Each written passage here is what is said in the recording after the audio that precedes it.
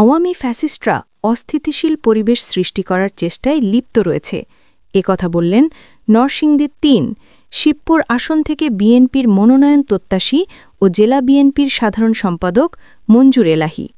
তিনি আরও বলেন, জুলাই গণ অভ্যুত্থানে সংঘটিত মানবতাবিরোধী অপরাধের মামলায় ক্ষমতাচ্যুত প্রধানমন্ত্রী শেখ হাসিনা সহ ৩ জনের বিরুদ্ধে রায়ের দিন ধার্য করেছেন আন্তর্জাতিক অপরাধ ট্রাইব্যুনাল।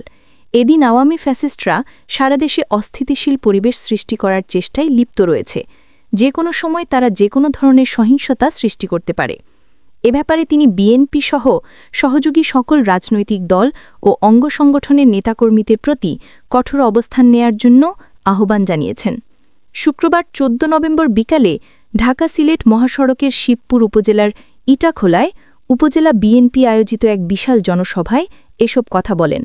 মঞ্জুর এলাহি বলেন, আওয়ামী ফ্যাসিস্ট আমলে আমরা অনেক অত্যাচার, নির্যাতন, মামলা হামলার শিকার হয়েছি। আমাদের বিরুদ্ধে শিবপুরে অর্ধশতাধিক মামলা দায়ের করা হয়েছিল। ১,০০০ নেতাকর্মীকে আসামি করা হয়েছিল। আমি নির্যাতিত নেতাকর্মীদের পাশে ছিলাম, আছি এবং ভবিষ্যতেও থাকব। জনসভায় শিবপুর উপজেলার বিএনপির সাধারণ সম্পাদক আবু সালেহ রিকাবদার, শিবপুর আসন থেকে জনতার নেতা, জেলার সাধারণ সম্পাদক বিশিষ্ট শিল্পপতি ও সমাজসেবক মঞ্জুর এলাহিকে মনোনয়ন দেওয়ার জন্য বিএনপির ভারপ্রাপ্ত চেয়ারম্যান তারেক রহমানের প্রতি উদাত্ত আহ্বান জানিয়েছেন।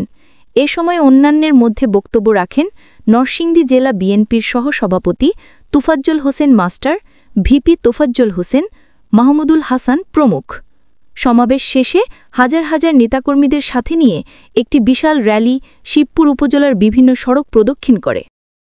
২০১৮ সালের জাতীয় নির্বাচনে আমার নেতা জনাব তারেক রহমান সাহেব আমাকে নরসিংদী ৩ শিবপুর আসন থেকে ধানের শীষের মনোনয়ন দিয়েছিলেন। সেদিন থেকেই কিন্তু আমি আমার জীবন মরণ এই শিবপুর মাটি ও মানুষের জন্য আমার জীবনকে উৎসর্গ করেছি। যতদিন বেঁচে আছি, যতদিন বেঁচে থাকবো, শিবপুরের মাটি ও মানুষের কাছ থেকে আমাকে কেউ আলাদা করতে পারবে না। আপনাদের পাশে ছিলাম, আমি আপনাদের পাশে থাকবো। আমরণ 18 সালের নির্বাচনে আপনারা যখন আমার সাথে নির্বাচনী প্রচারণায় নেমেছিলেন, সেই দুলালপুরের ঘটনা, আমাদের প্রচারণার মাঝখানে হঠাৎ করে আওয়ামী সন্ত্রাসী বাহিনী এসে আমাদের 5টা গাড়ি ভেঙেছে, 40টা মোটর সাইকেল ভেঙেছে, আমাদেরকে গুলি করেছে। সেদিন আমাদের প্রাণ নাশের ভয় ছিল, হয়তো আমি সেদিন মারাও যেতে পারতাম, কিন্তু আল্লাহর রহমতে আল্লাহ আমাকে বাঁচিয়ে দিয়েছেন। আপনাদের দোয়ায়, আল্লাহর রহমতে দ্বিতীয়বার শিবপুর সেই বাঁশবাজার বিমান মার্কেটে দ্বিতীয়বার কিন্তু আমার উপর গুলি হয়েছে।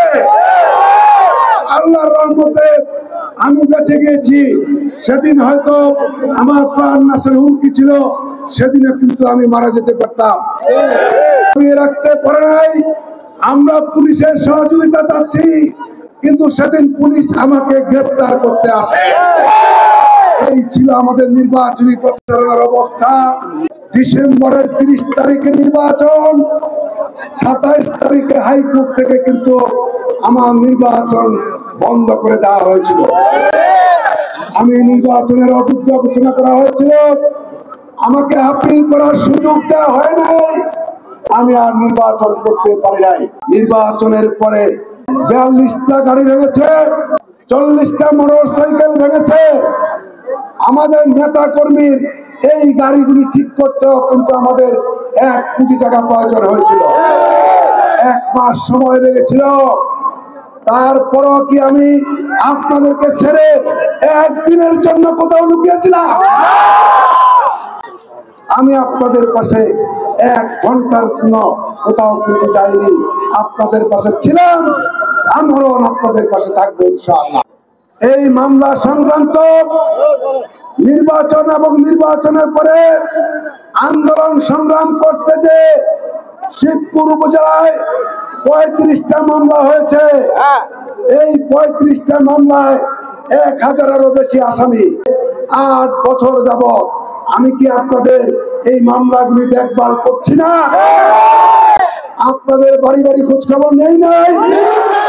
আপনাদেরকে জেলখানা থেকে বের করার সহযোগিতা করে নাই?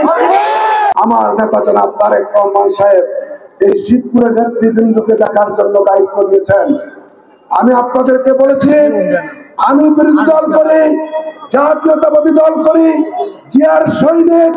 আপনারা বিরোধী দল করেন, আপনারা কিন্তু জিয়ার সৈনিক। যেহেতু বিরোধী দল করেন, আমার নামে মামলা হতে পারে, আমি জেলে যেতে পারি, আপনার নামে মামলা হতে পারে, আপনিও জেলে যেতে পারেন। কিন্তু একটি কথা পরিষ্কার বলতে চাই, সারা জীবন মামলা খেয়েছেন, জেল থেকে বের হওয়ার জন্য বাবার সম্পত্তি বিক্রি করেছেন। এখন আমি ঘোষণা দিচ্ছি, আপনি মামলা খাবেন, জেলে যাবেন, আপনার বাবার সম্পত্তি বিক্রি করতে হবে না।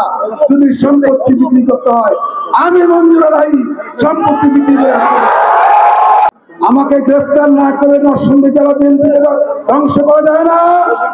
সে কারণে আমার কুলের বাচ্চাটা আমার কুলে ছিল গাড়ির মধ্যে, তারা কিন্তু চতুর্দিক থেকে আমার গাড়িটা ঘেরাও করে আমাকে যখন গ্রেফতার করলো, আমার বাচ্চাটা কান্নাকাটি শুরু করলো, আমার চোখে পানি এসে গেল। তারপরেও কিন্তু তারা আমাকে 1 সেকেন্ডের জন্য তারা বিস্তারিত দেয় নাই। আমি 3 মাস জেল খেটেছি এই জাতীয়তাবাদী দলের জন্য। শিবপুর উপজেলা সহ এই ফ্যাসিস্ট শেখ হাসিনার আমলে যতগুলো জাতীয় প্রোগ্রাম ঘোষণা করেছে, হাজার হাজার নেতা কর্মী আপনাদেরকে সাথে নিয়ে এই 17 বছর আপনাদেরকে সাথে নিয়ে আন্দোলন সংগ্রামে রাজপথে কিন্তু আমি ছিলাম। আমার নেতা জনাব তারেক রহমান সাহেবের কাছে আমার উদাত্ত আহ্বান, আপনি দেখে যান, শিবপুরের মাটিতে এসে দেখে যান আজকের জনসমুদ্র। এই জনসমুদ্র কি বলে, যেটা বলে আমরা সেটাই। ভারতে পালিয়ে আছে স্বৈরাচার শেখ হাসিনা। সে বিগত দিনে যত গুম খুন হত্যা করেছে, এর সরকারি কোর্টের রায় আসবে আগামী 17 তারিখ।